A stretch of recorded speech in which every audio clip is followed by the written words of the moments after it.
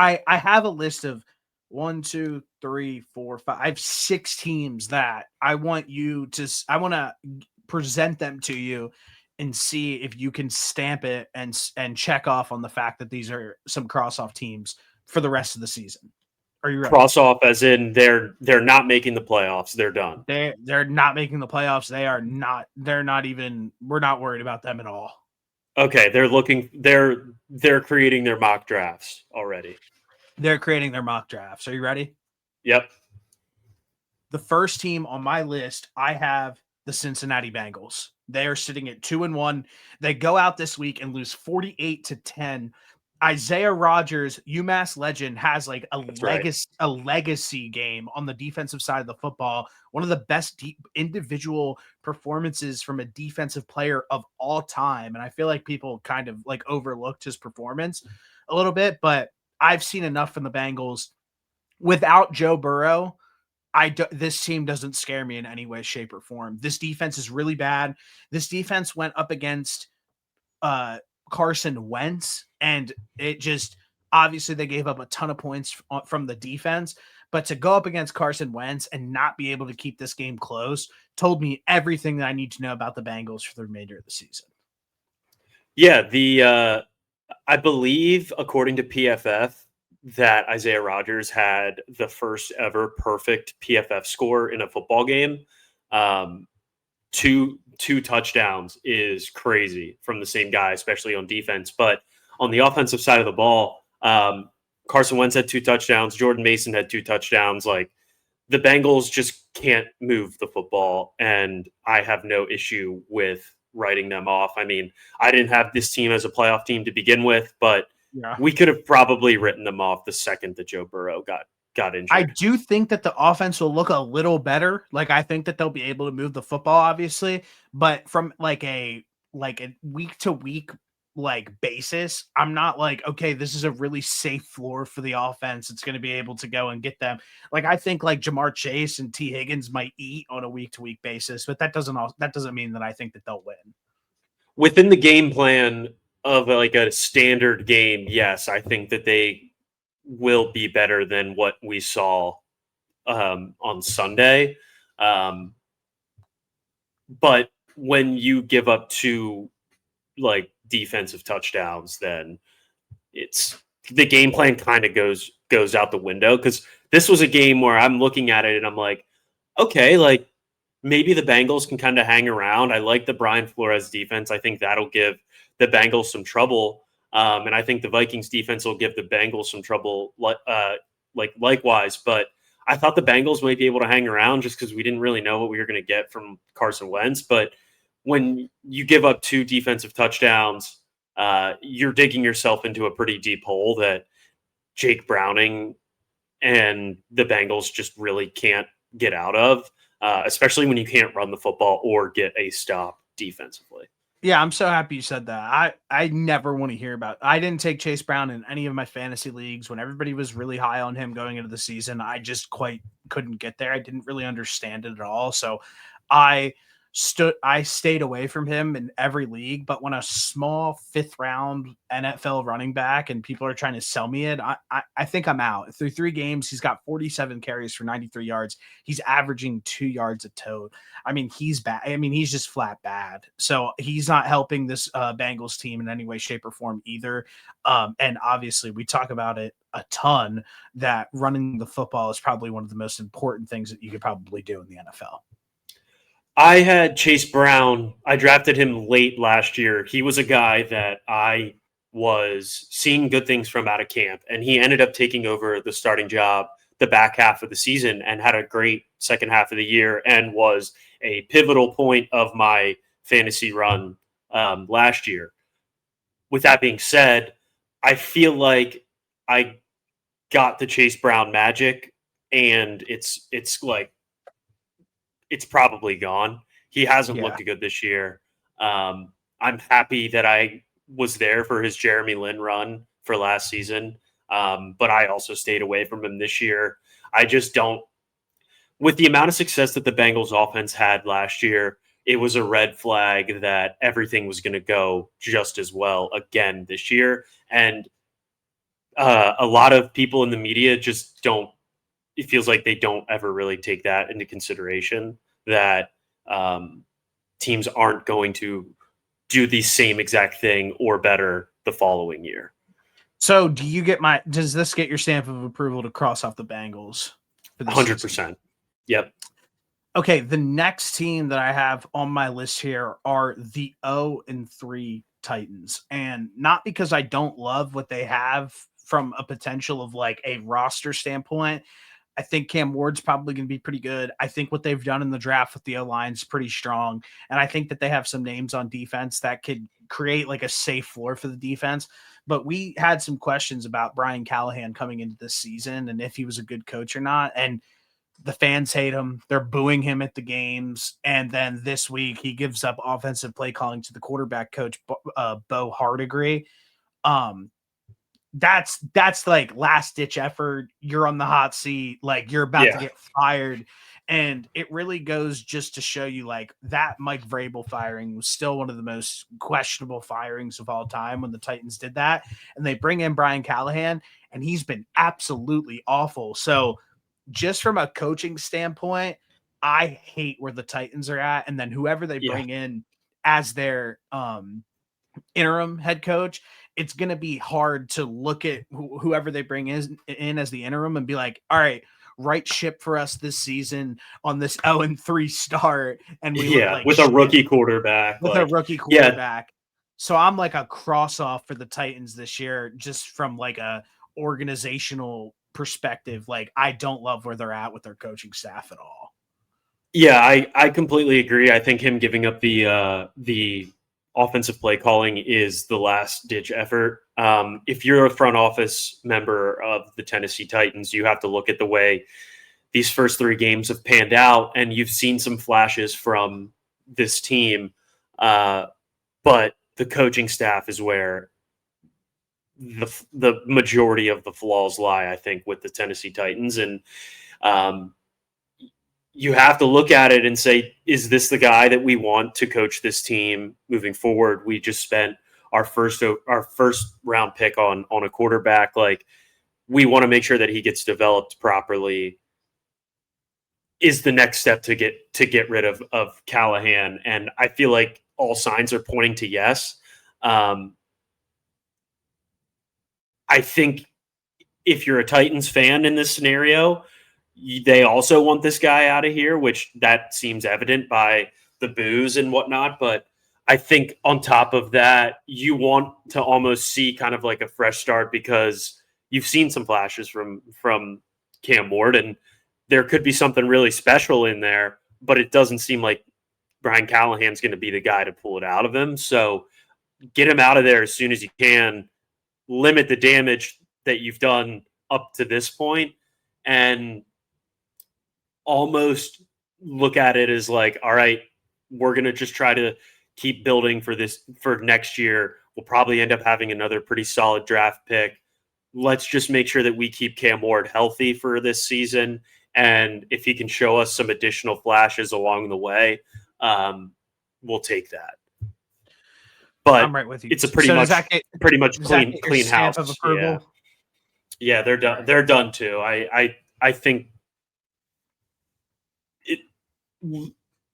Cam Ward's going to be good, but I don't think he's going to be good under the current regime. The next team that I have on my list here are the 0-3 Houston Texans. We went into the season being extremely concerned about the run game, extremely concerned about the O-line. And as of through 3 games, CJ Stroud has been sacked 8 times already, and he looks completely broken as a player. And I think a lot of that kind of derives from the fact that he has zero trust in the fact that he can drop back in the pocket, and or step up into the pocket and allow himself to make good, decisive throws and decisions. And I hope that it doesn't break him like long term, obviously, but Nick Caserio deserves a massive amount of blame for the vision that he had for this roster, where they played above expectation year one with CJ Stroud, then brought in a bunch of veterans, a bunch of, oh, let's get Danielle Hunter, let's get Stephon Diggs, let's get this, that, and the third.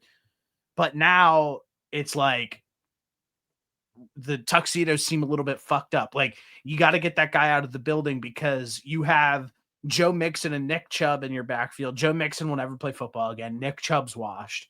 The offensive line absolutely stinks.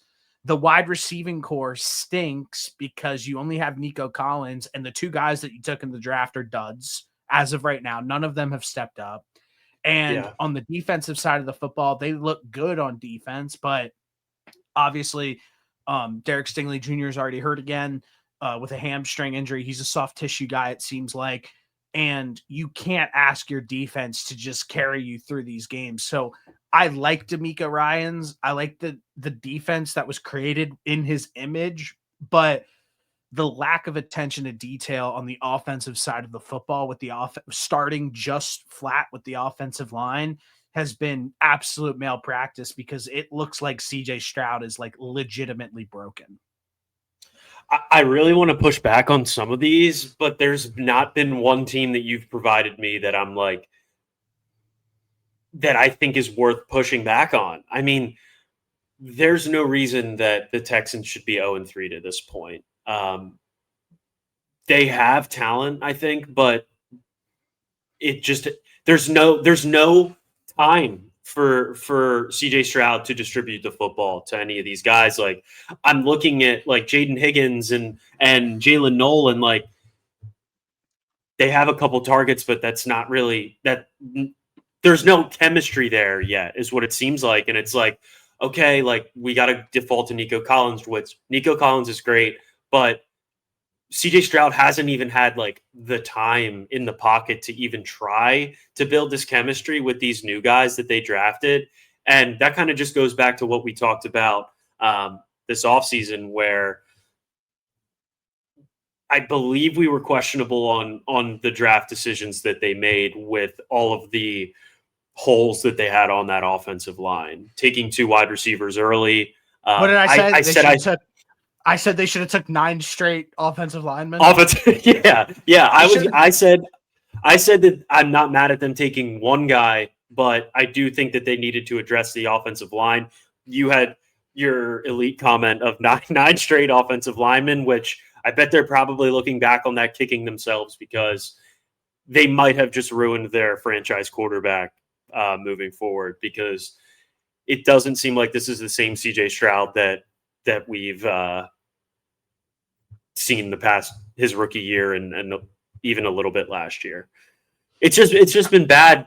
It's just been bad from a roster building standpoint, again, where they think they're ahead of the curve and they go out there, sign all these veterans, like you said, and it just comes back to bite them in the ass, where they didn't even address the most important part of their team and their offensive line, and it's clearly showing. I think, and I said this last week, I think their defense is good. I think their defense will be able to carry them to a game, like through a game here and there, but to ask them to do that for the entirety of the season is an unrealistic request. You have to be able to move the football offensively. You have to be able to protect for your franchise quarterback, and currently they can do neither. And I don't know what the solution is, because you're not going to go out there and find 3 to 4 formidable offensive linemen to come in there and revamp this current O-line. That doesn't happen in the NFL. No. So it sounds like you agree with me on that one as well. I do. The next team on my list here, I have the 0-3 New York Jets, where it felt like going into the season, they obviously get a new identity, bringing in Aaron Glenn into the building, but we're 3 games into the season already. Justin Fields is hurt. Justin Fields hasn't looked good. The offense looks bad again. There's already rumors that Breece Hall is probably going to be dealt at the trade deadline. Just a lot of, although this team could easily be 3-0 with how these games have gone for them, but 2-1 probably. They weren't going to win that game against Buffalo. Yes, correct. Excuse me. 2-1. But ultimately, at the end of the day, like this is like that's what this is like this same Jets team that we see year in and year out, where they shoot themselves in the foot, they can't get anything right, and the offense still looks really, really bad. So I'm just out on the Jets personally. Their defense just isn't good enough. That is like one thing where like you could hang your hat Jets fans like, oh, like this defense might be elite. It's not elite. The offense stinks again. So I just think this is one of the most bottom barrel teams in the NFL. Yeah, it's unfortunate because I think Aaron Glenn could potentially be a good coach.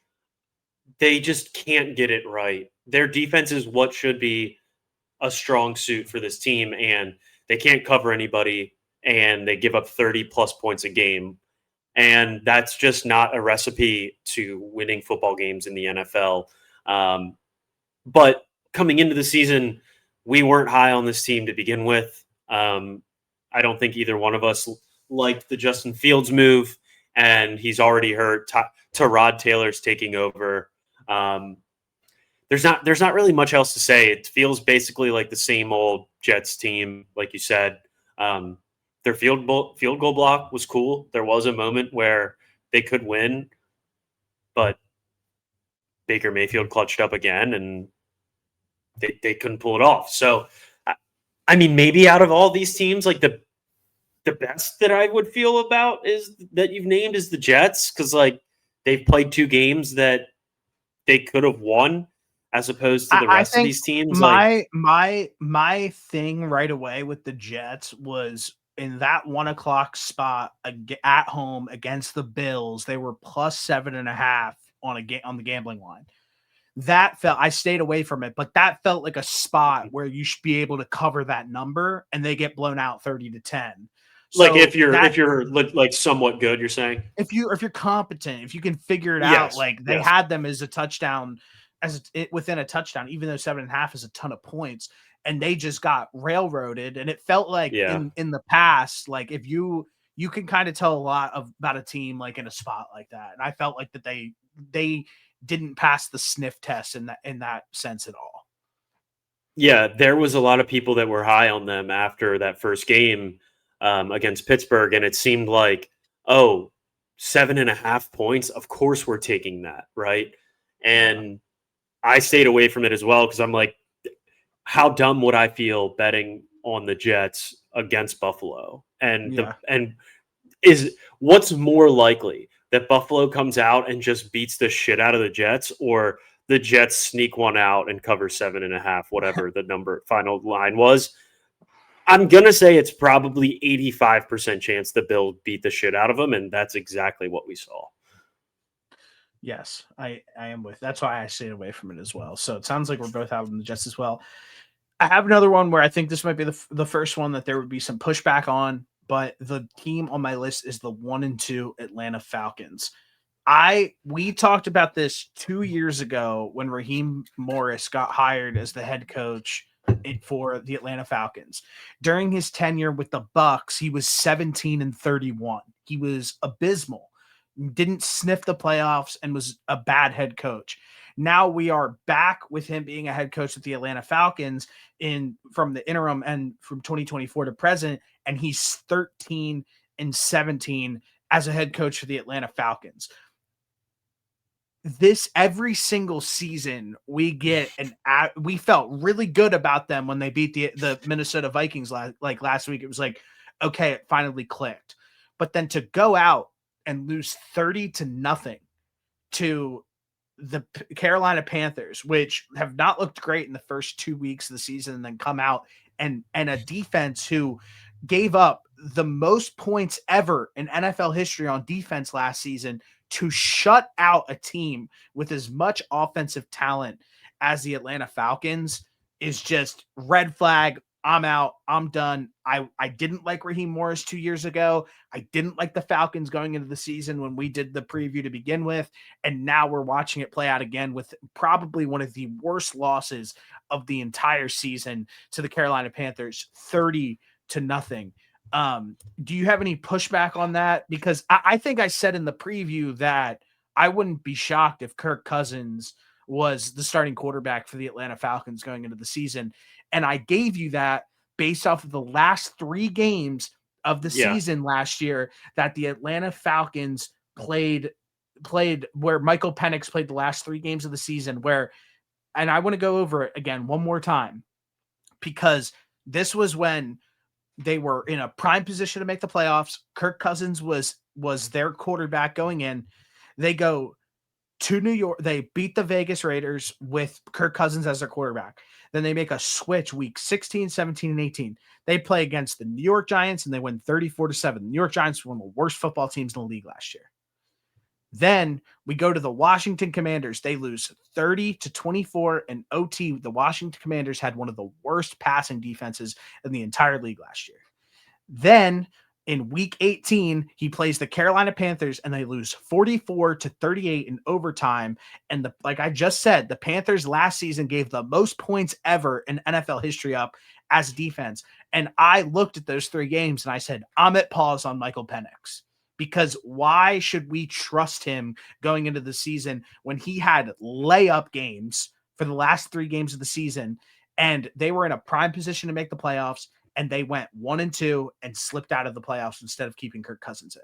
And now looking back on it, it feels like that may have not been the right choice. So I am out on the Falcons because I have big question marks about their coaching staff. We all have big question marks about Terry Fontenot, the GM, where we have crushed him over the last few seasons. And then we have questions now officially about the quarterback. And I think that that's fair to say based on the performances that he's given out so far in his early career. Another one where I wish I had more pushback. I was higher than you on the Falcons. Ultimately, didn't think they were going to win that division either way. I think the Bucs were and are the best team in that division, but this was like an inexcusable loss for the Atlanta Falcons. At least keep it close. The Panthers had some injuries on the offensive line, I believe, they sent too. 2 guys to the IR that week. They missed 2 guys. They had 2 guys on the IR from their starting offensive line. Falcons were coming off of a solid win where their defense played pretty well. They had a handful of sacks. People were like, "Oh, this is like what we could potentially see from the Falcons moving forward. Like they might be alive in this division to give the Bucs a run for their money." All that goes out the window when you get your doors blown off by the Carolina Panthers. I understand it's a road game, but that doesn't matter at all. There's no excuse for you to go out there and play. That's a 32-minute flight. Exactly. There's no reason that the Carolina Panthers shut you out and beat you by 30 points. Michael Penix looked horrible. They're fucked at the quarterback position because I truly don't think Kirk Cousins is the answer either. I could see them going back to him after this type of performance, but how cowardly does that look after you benched him at the end of last season, brought in a rookie quarterback, played him, benched him after 6 games? It actually is starting to look like similarly the Panthers situation at quarterback where they took Bryce Young, started him, benched him, went to a veteran, came back. But I don't know. I just don't know. Their quarterback position is in the gutter, and Kirk Cousins isn't going to save this team. I mean, they have to do some serious reflection, and the schedule doesn't get easier. They got to they play the Commanders, they play the Bills, they play the Niners. Their next 3, they could very well be sitting there at 1-5 after 3 weeks. I think they're pretty cooked, and it's not like they're going to win the division anyways, but they're just done. I'm with you. I want to push back on one of these, but watching this game and watching Penix play, he looked horrible. I have one more that we could just do quick, and then I have the last one where I think you could probably might push back a little bit. But the one that we could do real quick are the New Orleans Saints, who go out and get stomped this past weekend, 44-13 against the Seahawks. Although they're like offensively creative, like with Kellen Moore, like at the helm, like I think that like a lot of people like are, including myself, I've said it a few times, like shocked with the performances that we're getting from Spencer Rattler. Like the fact that like if you watched him year one and like how bad he was, where he couldn't even like process an NFL offense, their philosophy has completely changed, where it's like he's going back and he's making quick, decisive decisions and like getting the ball to his playmakers and trying to let them do their thing. Um, the other side of it is they're not talented at all at any position on the field. They're washed at running back. Their wide receivers are average. Their tight ends are average. Their defense is below average. So that's the disconnect with this team, where it's just like they might be like okay, like you know what I mean, like on a week to week basis, like you might turn on the Saints and be like, why are they in a slugfest right now with the Bills, or like you know what I mean, like something like that, where it's like they're liable to be a live team every once in a while. They weren't live at all this last weekend.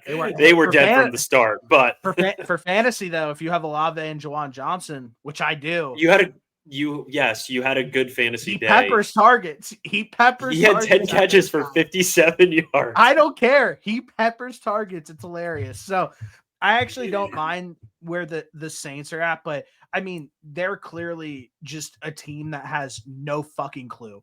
We talked about their GM when we started when we did our off-season thing, and since we've done that, they've traded for Devon Vele, and they traded for Jalen Polk, who's on the IR for the New England Patriots, and it's just like, okay, why did you make those two moves? They make zero, like those two moves make absolutely zero sense. He just did it to do it. So I think that Kellen Moore is they're in a good spot with him as their head coach. I think that they've looked promising at times, even though we know that they're going to be one of the worst teams in the NFL. So I'm speaking from this from a perspective of like, remember I said this team might go 0-16 when we did the I'm speaking of it from that perspective, where it's like, okay, this is one of the worst teams in the NFL, but they're like low key surprising, because when they're better than 0-16. Yes, when Spencer Rattler came out week one and like actually looked like he had a clue, I was like, is Kellen Moore a wizard? Like, what is going on right now? Because the answer to that question though is yes, he is. Yeah, he might be. So, but I kind of like where they're at, but they're still the worst team in the NFL. So that's I just gassed them up, but they are a complete cross up to me. They are not going to make the playoffs. They won't even sniff the playoffs. They won't sniff winning the division. So although I do like this team more than others for very biased reasons, because I'm a Spencer Rattler guy, but I like where they're at. But they're one of the worst teams in the NFL. So they're a cross off. So, bias aside, Spencer Rattler's not the quarterback of the New Orleans Saints next year, correct? We agree on that? 100%. Okay. Just making sure. I'm letting you know right now, they're going to have number 1 overall pick. This is what's going to happen. They're going to have number 1 overall pick. They're going to trade it to a quarterback needy team, and they are going to build an infrastructure around Spencer Rattler, and he is the quarterback of the future. I'm not trolling. I'm really not trolling at all. He looks, if you haven't watched Rattler this season, and I send throws from time to time to you, he looks a little Mahomesy.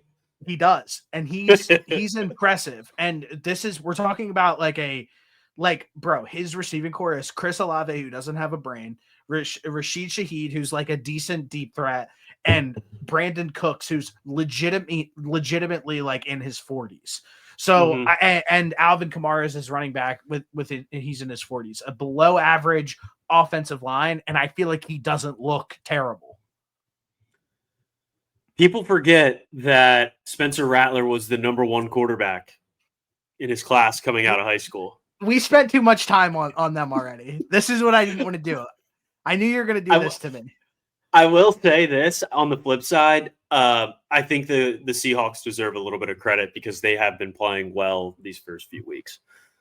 I don't have anything to say about that at this time. Move on, though, the last team where I think that you could potentially have some pushback on are the 0-3 Giants, but where I said this in the offseason and I stand true by it. Brian Daboll sucks as a head coach.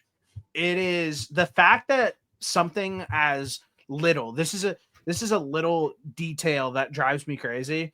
The fact that it has been back-to-back seasons where Graham Gano could injure himself during pregame and you not have a backup kicker to kick field goals for you is inexcusable from a head coach. In my opinion, it's from a head coaching perspective. If that ever happened, like if that happened on any other team in the NFL to any other head coach, imagine if that happened to Sirianni. People might stone Sirianni in front of the Art Museum in Philly. So that's where I'm just like, I think that like some of the decisions that he makes are so inexcusable and so boneheaded. The quarterbacks have looked terrible. Russ has looked terrible. Daniel Jones looked terrible. Daniel Jones then goes to the Colts and has been balling out for the first 3 weeks of the season. Yep. There's something to be said about Daboll as a head coach. So I know that they just gave the nod to Jackson Dart, but I am very worried about who Daboll is as a head coach because I just don't think he's a guy who can develop a quarterback the way he was advertised to develop a quarterback when he got the Giants job 3 years ago. Because all we heard about was how he changed Josh Allen. Well, hey, newsflash, everybody.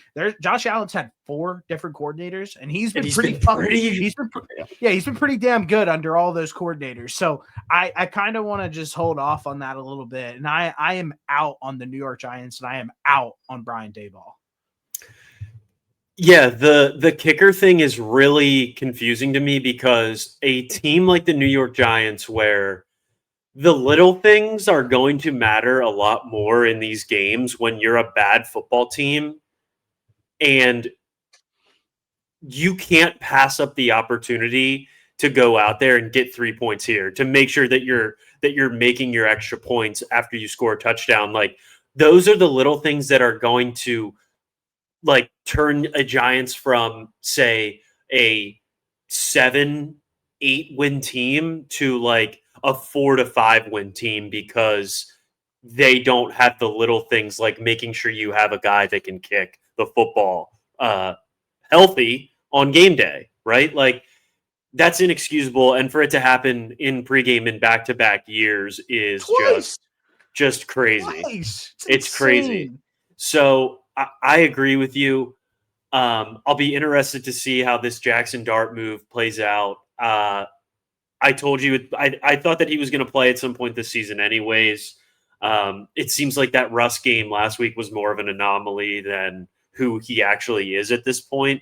I mean, Caleb Williams revived his career against the Dallas Cowboys. I was just going to say it probably says more about the Dallas Cowboys defensive unit than who these guys are as quarterbacks right now. What the other thing that I was going to say is Josh Allen and like Lamar Jackson and Patrick Mahomes and Spencer Rattler. It's Spencer Rattler. Yeah, they're gonna make guys a lot of money when they leave whatever team they're at. But does it seem like they're also like, because of how good these guys are, they make all these coaches, they make everybody look better. They make the coaches look better. They make the offensive line, run game, wide receivers, they make everybody look better. And then once you sort of step away from the Josh Allens, the Lamar Jacksons, the Patrick Mahomes of the world, things like if you're not that good, it comes to light pretty quickly, I would say. And that's kind of what we've seen with this Daboll situation. Eric Bieniemy, he left the Chiefs and fell off the face of the earth. Like, I will say that, I mean, the Ravens coach, it wasn't necessarily, he was defense, so like that doesn't matter. And I think he's fine out in Seattle, but like, these other guys have left these high level quarterbacks and just haven't been great since they've left. And that's a risk like you kind of have to take is as an organization is, okay, was this was this a coach that was really great at what they did, or was the head coach really great because the player that they were coaching just so happened to be really fucking special? Yeah. And I think we're seeing that it's the other way around, and it's Josh Allen's going to be really good no matter who the offensive coordinator is. Lamar Jackson's going to be really good no matter who the offensive coordinator is. Like, as much as Patrick Mahomes has looked poor these past 2 seasons or so, he looked good without the enemy there. And I think it's more so of these players are the ones that have been making these coaches look good. And I think that's played out here with New York and with Brian Daboll. So he's playing the Jackson Dart card, trying to save his season, trying to save his coaching spot here in New York, but I don't really think it's going to play out how he's hoping. Yeah, I mean, another example too is like, think of like Greg Roman. Greg Roman's now coached like Lamar Jackson and Justin Herbert, like back to back. Yeah. Like, and he's going to get a ton of love, but it's like, you also are coaching like 2 of the most talented players like in the league. So exactly. Just another one that I was thinking of when you said it. I was like, oh shit. Yeah. Like that's right. So those are all the teams. So that's 1, 2, 3, 4, 5, 6, 7 teams that we crossed off in the NFL so far. Might be a little aggressive, but I don't think so. I feel like pretty confident in the fact. Well, and these are for the people who want to say, oh, you only picked all the 0-3 teams. We picked 1, 2, and 1 team, and we also picked a 1 and 2 team. So that isn't true at all either. I feel like we took calculated risks as well. I have another team that I might potentially. Oh, give your case. This isn't going to be a favorite, but this is also going to just look bad because of the absolute beatdown that they just put on this team in the weekend. But if JJ McCarthy comes back, I don't think the Vikings are a playoff team. I think that I think that the Packers are. I think the Packers and the Lions are going to be the 2 teams that make the playoffs from that division. I think the Lions have looked incredible these last 2 weeks after getting their doors blown in after week 1. And I just think the Packers have better coaching, not better coaching, but equal coaching, better quarterback play, equal or better defense. So I would put my money on them. But I need 2 more weeks. I need 2 more weeks before I cross off the Vikings completely. I have the line ready on the Vikings is what I'm thinking, because you're not going to get this type of defensive performance from your team every week, and you're going to you're asking a rookie quarterback to come in there and manage the game almost like at a higher level. And they're just in a tough division. I need to see a little more from JJ McCarthy before like I'm completely out, like fully and everything. Like if he can come back and like look decent and like have more confidence, whatever. We were talking about his first 2 ever starts in the NFL, and one was like a crazy comeback from behind win, and then the other one was on a short week and he played like shit. So it's like it's hard to really. And I agree. If you were to like be like, hey, like fate of the universe, the Martians had the death beam pointed at planet Earth. Like, are the Vikings going to make the playoffs? Like, I'd say no. But at the same time, like they are close for me as like a cross off as well. Yeah, because I can't sit here and say that you're going to get 14 from 20 for 173 yards and 2 touchdowns out of Carson Wentz, and then 16 carries for 116 and 2 touchdowns out of Jordan Mason week in and week out. And then, also your defense had 2 touchdowns and your corner had a perfect game. Yeah. That's not going to happen week in and week out. And obviously you don't need all of those things to happen to win a football game, but like you're going to need a rookie quarterback to make some plays and play better than he has for the 8 quarters that he's played. He's played like one good quarter. Yeah, I completely agree. But yeah, I that was more of like a if I had to go through, like you said, Martians have the death beam and write off the teams that I don't think are going to make it. I would have to put the Vikings, but I think it's fair to not do it quite yet after 3 weeks.